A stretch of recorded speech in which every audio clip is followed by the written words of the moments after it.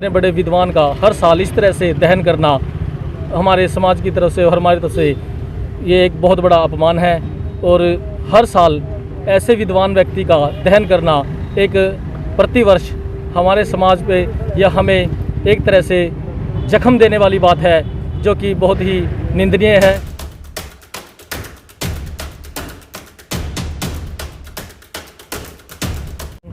और जिस तरह से हर साल रावण दहन किया जाता है, मैं मानता हूं और वाल्मीकि समाज मानता है कि इतने बड़े विद्वान, अर्थशास्त्री, नारी का मान सम्मान करने वाले और इस धरती को आयुर्वेद का ज्ञान देने वाले, चारों वेद और पुराणों के ज्ञाता इतने बड़े विद्वान का हर साल इस तरह से दहन करना हमारे समाज की तरफ से और हमारी तरफ से ये एक बहुत बड़ा अपमान है।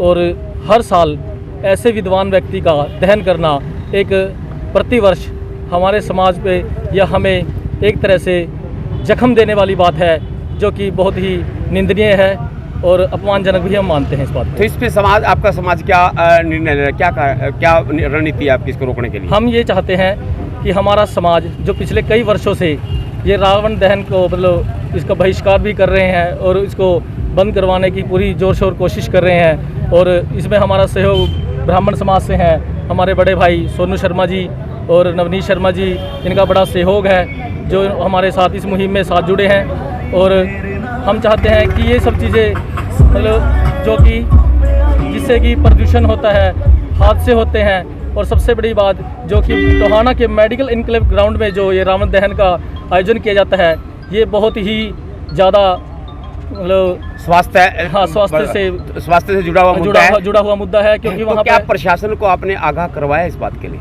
हाँ बिल्कुल, हमने कई बार प्रशासन को आग्रह भी किया है और हमारी अभी भी कोशिश रहेगी कि हम प्रशासन से विनती करते हैं कि इन सभी हादसों को रोकने में हमारा प्रयास करें और इस रावण दहन के आयोजन को बंद करके वाल्मीकि समाज व समस्त सभी वर्गों को इस जख्म से मुक्ति दिलाएं। क्या आप भी विरोध करने जाएंगे? बिल्कुल, हम शांतिपूर्वक विरोध करेंगे और हम चाहते हैं कि इतने बड़े विद्वान का हर साल इस तरह अपमान हमारे समाज में और आर्थिक और सामाजिक जो नुकसान होता है उसकी पूर्ति के लिए हम चाहेंगे कि प्रशासन इस चीज़ पर रोकथाम लगाए। क्या आप इस मुहिम जो चली है राज्य स्तर पर भी चली हुई है। लास्ट ईयर हमने मतलब हमारी लोगों से संपर्क किया और अलग अलग शहरों से, संस्थाओं से संपर्क करके इस आयोजन का रोकथाम के लिए हमने भरपूर कोशिश की है।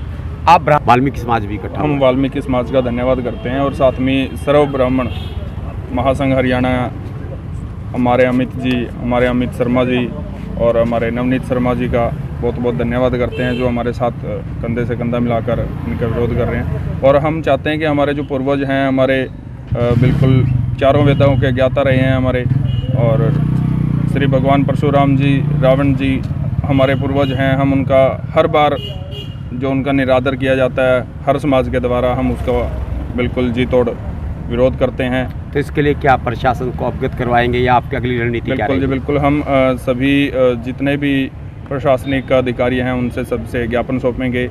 अभी आज भी हम जाएंगे ज्ञापन देने के लिए और आगे भी हम ऐसे ही ज्ञापन देते रहेंगे। अगर आपकी बात नहीं मानी गई तो आपकी अगली रणनीति क्या होगी? हमारी अगली रणनीति, हम जो भी हमारे प्रशासन, हमारे भाईचारे के साथ जो भी हमारा ब्राह्मण समाज और वाल्मीकि समाज हमारा साथ चलेंगे, जो भी कहेंगे, जो हमारे बुजुर्ग हैं जो भी बात कहेंगे हम उनके ऊपर अमल करेंगे। जिस समय ये त्यौहार आता है उससे पहले हमारे पास बहुत सारी एप्लीकेशंस भी और बहुत सारी कॉल्स आती हैं, जहाँ मेरे से पूर्व जो वक्ताओं ने आपको बताया कि धर्म को ठेस लगने की बात है, वो सही है। और इसके साथ साथ में यदि हम दूसरे पहलू को भी देखें, यहाँ के स्थानीय पहलू को भी हम देखें, तो जहाँ पर रावण दहन किया जाता है वहाँ का जो स्थान है मैं उसको बिल्कुल भी उपयुक्त नहीं मानता। मेरा जो मुद्दा है वो विषय जो रहेगा वो ये रहेगा कि जहाँ इन्होंने स्थान को चूज़ किया हुआ है वो बिल्कुल गलत है। वहाँ पर 10 और 12 से ज़्यादा हॉस्पिटल्स हैं,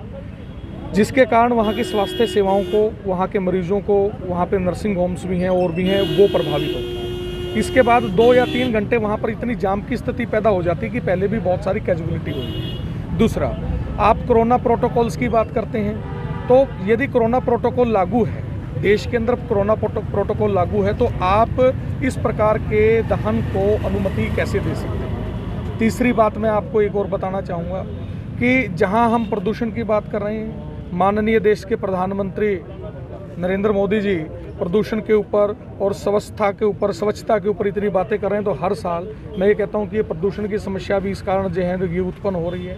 इन सभी को देखे जाएं, और जो इन्होंने बताया कि धर्म को भी ठेस पहुँच रही है, धार्मिक भावनाओं को भी ठेस पहुँच रही है। सबसे बड़ी बात मैं आज यहाँ वक्तव्य देने के लिए नहीं, मैं पूछने के लिए भी, मैं आपके माध्यम से पूरे समाज को पूछना चाहूँगा कि क्या उस समय से लेके और अब तक अपराध नहीं हुए हैं, घोर अपराध नहीं हुए हैं, ऐसे अपराध नहीं हुए हैं जिनके अंदर समाज ही नहीं, देश ही नहीं, पूरा संसार और मानव सभ्यता कलंकित हुई है?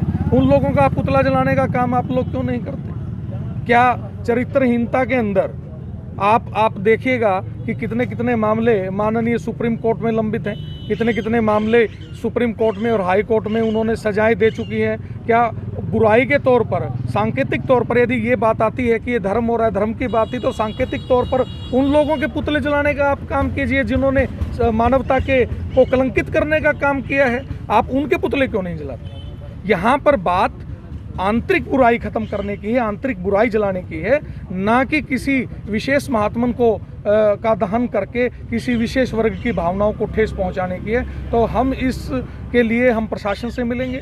हम केवल स्थानीय स्तर पर ही नहीं, राज्य स्तर पर भी हमारे काउंसिल के पास बहुत सारी ऐसी शिकायतें आई हुई हैं, तो इन सभी बातों को ध्यान में रखते हुए इन चीज़ों पर रोक लगनी चाहिए। सबसे पहला हमारा ज्ञापन रहेगा, शासन और प्रशासन को रहेगा, और ये बात बताने की नहीं है। यदि ऐसा नहीं होता है तो आप भी यहीं हैं, हम भी यहीं हैं और प्रशासन भी यहीं है। ये देखने का विषय है, इसका नतीजा आप देख लेंगे। अगर बात करें पूरे कुछ आज शर्मा जी कुछ ऐसी इस बात की तरफ इशारा कर गए कि अगर ऐसी बात इनकी बात नहीं सुनी गई तो कुछ ना कुछ ज़बरदस्त प्रदर्शन टोहाना की धरती पर होगा। देखना है अब प्रशासन इस विषय पर क्या संज्ञान लेता है। टोहाना से जोनी चावला, सुरेंद्र समैन, साजन, करण और प्रेम सिंह बेगी के साथ